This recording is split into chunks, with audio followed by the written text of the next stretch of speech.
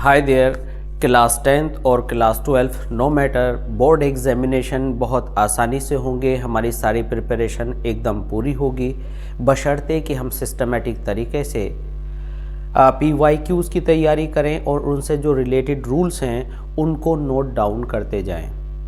जब हमारे पास टाइम कम होता है तो हम क्या करते हैं कि डिटेल में जानने की कोशिश करते हैं, क्योंकि स्टडी में जो टाइम पीछे हमने डिवोट नहीं किया तो उस टाइम को हम लास्ट में आकर के वाइड रेंज स्टडी करना चाहते हैं। अब ये गलती के रूप में दिखाई देने लगता है, क्योंकि यही टाइम हमारा पहले लगना था। चूँकि अब टाइम निकल चुका है तो स्मार्ट वे प्रिपरेशन का ये होगा कि हम PYQs को बार बार करें और सिलेक्टेड क्वेश्चंस को अच्छे से समझें, साथ साथ उनसे जो भी रिलेटेड रूल्स हैं उनको नोट कर लें। तो इसी रास्ते पर चलकर हम सक्सेस हासिल करने वाले हैं आने वाले बोर्ड एग्जामिनेशन में। This is M Rahman and I welcome you to our AC classes of English language. Today our topic is how to identify and fill right verbs in the blanks according to the given tense in the sentence. तो हम verb को particular verb को क्यों भरें, कैसे भरें, क्या reasons हैं, वो सब हम डिस्कस करेंगे। तो इस सीरीज़ की आज पहली वीडियो है। आपने अभी तक भी अगर चैनल को सब्सक्राइब नहीं किया है तो सब्सक्राइब कर लें, लाइक करें एंड शेयर करें, क्योंकि इसी चैनल पर आपको लिटरेचर से लेकर के ग्रामर के सभी टॉपिक्स की वीडियोस मिलने वाली हैं, जो कि PYQ से रिलेटेड होंगी। प्रीवियस ईयर क्वेश्चंस को हम वाइड रेंज में सॉल्व करेंगे और इतना सॉल्व करेंगे कि आपका पूरा प्रिपरेशन अच्छे से हो जाए। एक विशेष क्वालिटी आपको अपने अंदर इम्बाइब करनी है, डिस्प्ले करनी है, प्रैक्टिस करनी है, और वह क्वालिटी क्या है कि आप रेगुलरली इन सारे क्वेश्चंस की प्रैक्टिस करें और कंसिस्टेंसी के साथ आगे बढ़ें। आई होप कि आप बहुत अच्छे मार्क्स लेकर के आएंगे। इस सक्सेस के सिलसिले को शुरू करते हैं। आइए हमारे वर्ब से रिलेटेड टॉप 50 PYQs के पहले क्वेश्चन से। पहला क्वेश्चन क्या कहता है? He was punished for dash make a noise. अब ये वर्ब हमें कितनी तरह से आ सकती है, हमें यह सीखना है। हमें यहाँ पर पनिश भी फिल करने के लिए दिया जा सकता था। तो जब भी हम वर्ब फिल करते हैं तो सबसे पहला पॉइंट हम ये सीख लें कि हमें वर्ब एक्टिव वॉइस में फिल करने के लिए दी जा सकती है, हमें वर्ब पैसिव वॉइस में फिल करने के लिए दी जा सकती है, हमें वर्ब इनडायरेक्ट स्पीच में फिल करने के लिए दी जा सकती है। तो हमें सिर्फ टेंसेस की नॉलेज ही नहीं बल्कि हमें नॉलेज होनी चाहिए डायरेक्ट इनडायरेक्ट की भी, पैसिव वॉइस की भी, एक्टिव वॉइस की भी, पार्टिसिपल्स की भी, इन्फिनेटिव की भी और जेरेंड की भी। अब ये क्या टर्म्स हैं इन्फिनेटिव, जेरेंड, ये हम वर्ब्स में आपको जब फिल करेंगे तो साथ साथ बताते जाएंगे। आपको हमेशा याद रखना है कि अगर आपको प्रेपोजिशन फॉर आया, एक तो हमें जानकारी नहीं है, जानकारी लेंगे तो उसमें इन्फिनेटिव, पार्टिसिपल, जेरेंड आपको सब पढ़ना पड़ेगा। लेकिन यहाँ शॉर्ट में हमें ये जान लेना है, रूल नंबर 1, कि जब भी आपको प्रेपोजिशन फॉर दे रखा हो तो या तो बीइंग के साथ थर्ड फॉर्म आप लगाएंगे और या आपको फर्स्ट फॉर्म में ING लगाना है। ये बात करेंगे आगे क्योंकि एडवांस्ड फॉर्म में जाएगा। अभी हम सिर्फ 10th स्टैंडर्ड पर इन टॉप 50 क्वेश्चंस को लिए हुए हैं। तो यहाँ पर आप ये जान लीजिए कि आपको केवल मेक में ING लगा देना है। फॉर मेकिंग, फॉर के साथ मेकिंग आप लगाएंगे, ING लगाएंगे, ये आपको लर्न करना है। अगर आपको एक्टिव वॉइस में वर्ब फिल करनी है तो आपका जो सब्जेक्ट है वो ने का सेंस दे रहा होगा सब्जेक्ट से, यानी किसने, मैंने, उसने, मोहित ने, किसी ने भी। और पैसिव वॉइस में जो आपका सब्जेक्ट पर रखा हुआ वर्ड है वो को का सेंस देगा। तो को का कैसे सेंस देखा? जैसे कि बच्चे की पिटाई की गई, तो बच्चे ने पिटाई नहीं की, बच्चे की पिटाई की गई। और बाय जब हमें सामने देखने को मिल जाए तो वहाँ पर हम पैसिव वॉइस लगाते हैं। हालांकि हर जगह बाय का लगना पैसिव वॉइस नहीं होता, फिर भी आप समझ लें इस एग्जाम्पल नंबर 3 को। ये एग्जाम्पल नंबर 3 क्या कहता है? इसमें रीता वॉज, अब वॉज के साथ आपको आम तौर से ये मालूम है कि वर्ब की फर्स्ट फॉर्म में आप ING लगाएंगे। तो रीता वॉज बीटिंग रीता हो सकता है कि पीट रही हो किसी को, लेकिन यहाँ बाय हर मदर है तो आप क्या लिखेंगे, रीता वॉज बीटन। तो यहाँ क्या सेंस निकला, रीता को पीटा गया, तो को वाला होता है पैसिव वॉइस का रूल। तो यहाँ से आपने इसको अच्छे से सीख लिया है। अब हम आते हैं दे बी वर्किंग हार्ड। आमतौर से हम मेन वर्ब फिल किया करते थे, लेकिन यहाँ तो हमें आईएनजी फॉर्म दी गई है और हमें क्या फिल करना है, बी की फॉर्म्स फिल करनी है। तो यहाँ एज ए रूल आप समझ लीजिए कि बी की फॉर्म बी होती है, बीइंग होती है, बीन होती है, और टू बी में ये आपके इज, आर, एम, वॉज और वर, ये 5 फॉर्म्स होती हैं। तो अगर यहाँ पर ये expression for 4 days, since Monday, since Sunday, इस तरह का फॉर और सिंस देकर अगर टाइम यहाँ नहीं दे रखा है तो आप आईएनजी लगा सकते हैं वाज वर के साथ, इज आर एम के साथ, they were working, they are working. लेकिन जब आपको यहाँ एक्सप्रेशन फॉर दे रखी हो, इसको आप बिल्कुल पॉइंट आउट कर लें, तो आपको यहाँ पर बीन लगाना होगा और बीन के साथ आपको हैव लगाना होगा, दे हैव बीन। कई बार आपको हैव देकर बी दे दिया जाता है तो केवल आपको बीन लगाना होगा। तो यहाँ पर आपको फिल करना है दे हैव बीन, और अगर सिंस फॉर नहीं होता तो आप is are am was were according to the tense use करते। अब चलते हैं कुछ दूसरे क्वेश्चंस की तरफ।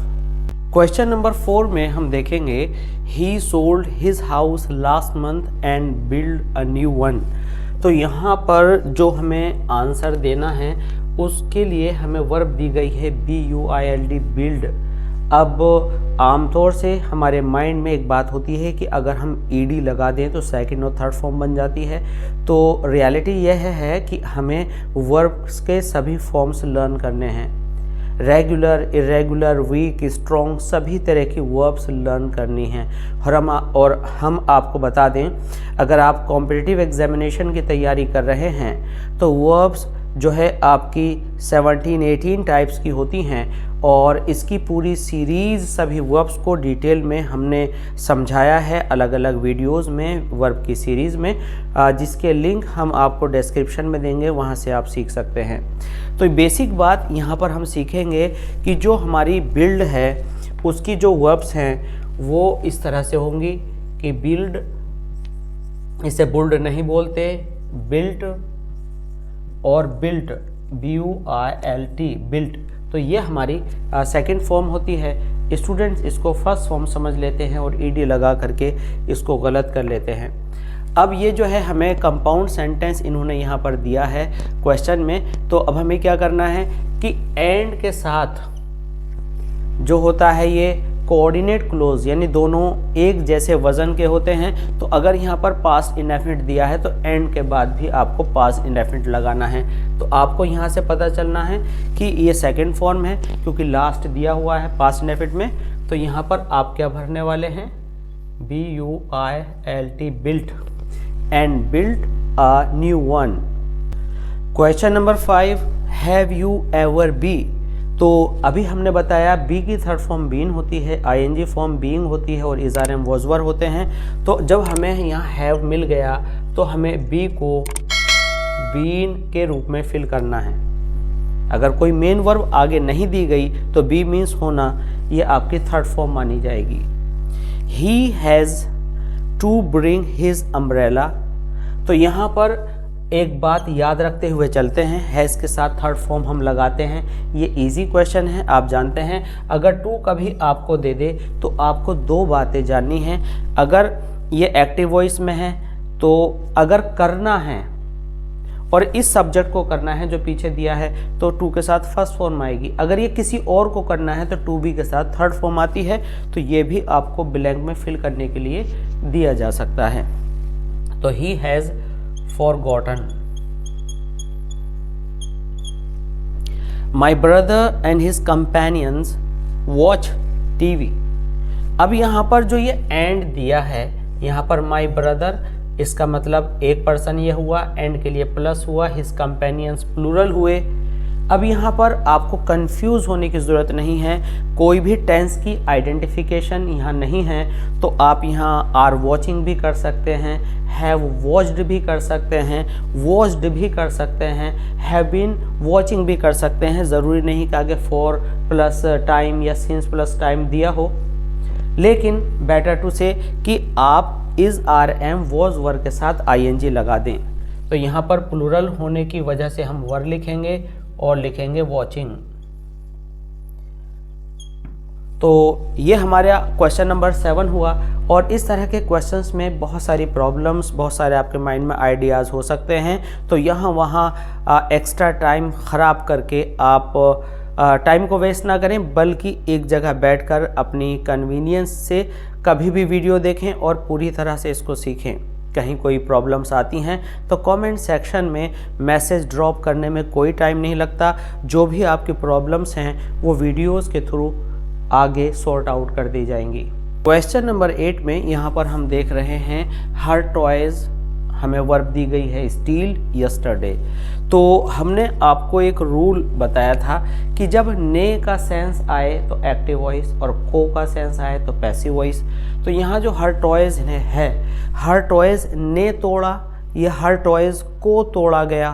तो हर टॉयज़ को तोड़ा गया और यस्टरडे से हमने टेंस को पहचाना, पास्ट इंडेफिनिट, तो ये पैसिव वॉइस बनेगा।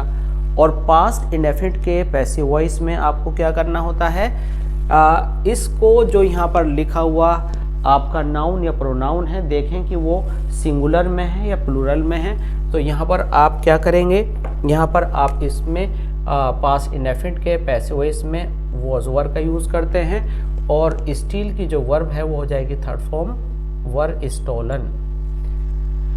She will not play football as he be ill. अब यहाँ पर फ्यूचर है, फ्यूचर के साथ प्रेजेंट की जोड़ी आती है, वह फुटबॉल नहीं खेलेगा। तो ये फ्यूचर है, लेकिन बात आज से शुरू होगी क्योंकि वह बीमार है। तो बी की फॉर्म्स होती हैं इज, आर, एम, वॉज, वर। तो यहाँ हम देख रहे हैं कि विल के साथ यहाँ पर जो हमारा करंट प्रेजेंट है वो इज के साथ जुड़ेगा। तो यहाँ बी की फॉर्म होगी is. This book belong to me. तो यहाँ पर हम देख रहे हैं कि वर्ब हमारे पास है बिलोंग, और बिलोंग एक ऐसी वर्ब है या ऐसी वर्ब्स में से एक है जो कॉन्टिन्यूअस में नहीं बनती हैं। जैसे बिलोंग हुआ, टेस्ट हुआ, फील हुआ, तो ये हम प्रेजेंट इंडेफिनिट में ही बनाते हैं। आपका सवाल होगा कि क्या इसको पास्ट इंडेफिनिट में बना लें?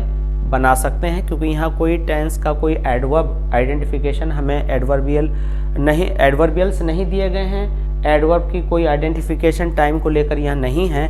तो हम क्या करेंगे, हम लिख देंगे बिलोंग्स। अब आप कहेंगे कि यहाँ पर जो बुक है ये ने का सेंस नहीं रखती, लेकिन वो वस्तु आती है बिलोंग से पहले और सब्जेक्ट का काम करती है और एक्टिव वॉइस में होता है। तो यहाँ बिलोंग्स आप यूज करेंगे, this book belongs to me. 11 number, my father will go home when the train. इस क्वेश्चन को यहाँ पर आप देखें, हम मार्क करेंगे इम्पोर्टेंट या हम मार्क करेंगे डिफ़िकल्ट। ये डिफ़िकल्ट क्वेश्चन है, इसका कॉम्बिनेशन आपको सीखना होगा और इसके लिए आपको हमारी एडवर्ब क्लॉज की स्टडी करनी पड़ेगी। एडवर्ब क्लॉज क्या होती है और किस तरह से जब दोनों क्लॉजेज में टेंस का कॉम्बिनेशन होता है क्या होता है। अगर आपको ये समझना है तो आप जो है कमेंट सेक्शन में एक मैसेज ड्रॉप कर दें, माई फादर विल गो होम। तो अगर एक तरफ फ्यूचर इंडेफिनिट है तो अगले पार्ट में प्रेजेंट परफेक्ट आता है। When the train has stopped. अब यहाँ पर एक चीज़ सोचने वाली ये लगती है कि फ्यूचर के साथ यहाँ पर जो सेंस आ रहा है वह फ्यूचर परफेक्ट होना चाहिए, इसीलिए तो ये कॉम्प्लिकेटेड है। तो व्हेन के साथ, इफ़ के साथ, अनलेस के साथ, टिल के साथ, अनटिल के साथ जो भी फ्यूचर का टेंस है, अगर फ्यूचर इंडेफिनिट जैसा लगता है तो प्रेजेंट इंडेफिनिट होगा, अगर फ्यूचर परफेक्ट जैसा लगता है तो प्रेजेंट परफेक्ट होगा। ये आपको हमेशा याद रखना है, किसके साथ, व्हेन के साथ, बशर्ते कि पहले फ्यूचर आया हो। He would have commit suicide. अब जो हमारी नॉर्मल मॉडल्स हैं उनमें हम फर्स्ट फॉर्म लगाते हैं, शुड मीन्स चाहिए, तो आई शुड स्टडी, और अगर हम कहें चाहिए था तो हमें हैव एक्स्ट्रा लगाना होगा, आई शुड हैव स्टडीड, और हैव आते ही हम थर्ड फॉर्म लगाते हैं। So as with this expression तो हम लिखेंगे हैव आने की वजह से स्टडीड। तो ये आज हमने यहाँ पर आपके 12 क्वेश्चंस सॉल्व किए हैं, और हमने कहा कि ये सीरीज़ है टॉप 50 की, और हम देखते हैं कि यही क्वेश्चंस किसी ना किसी फॉर्म में बदलकर बोर्ड एग्जामिनेशन में हमारे सामने क्लास 10th में आते रहते हैं। तो क्लास 9 से ही इसकी प्रिपरेशन शुरू कर दीजिए।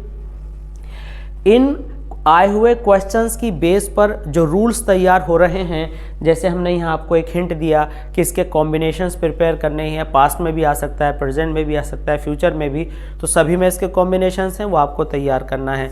और तैयार करना चाहें आप डिटेल में, यही सारी बातें कॉम्पिटिटिव एग्जामिनेशन में बड़ी मीनिंगफुल होती हैं और बेसिक इंग्लिश के लिए आपके लिए यूज़फुल हैं। तो आई थिंक कि आप अच्छे से समझे होंगे, और इस तरह से अपने स्टडी को कंटिन्यू रखने के लिए बने रहिए हमारे साथ, और सब्सक्राइब कीजिए, लाइक कीजिए, शेयर कीजिए, और बेल आइकन को हिट करना बिल्कुल ना भूलें, ताकि कोई भी लेटेस्ट वीडियो जो आपके एग्जामिनेशन से रिलेटेड है आपको तुरंत इस बात की जानकारी मिल जाए कि नई वीडियो आ गई है।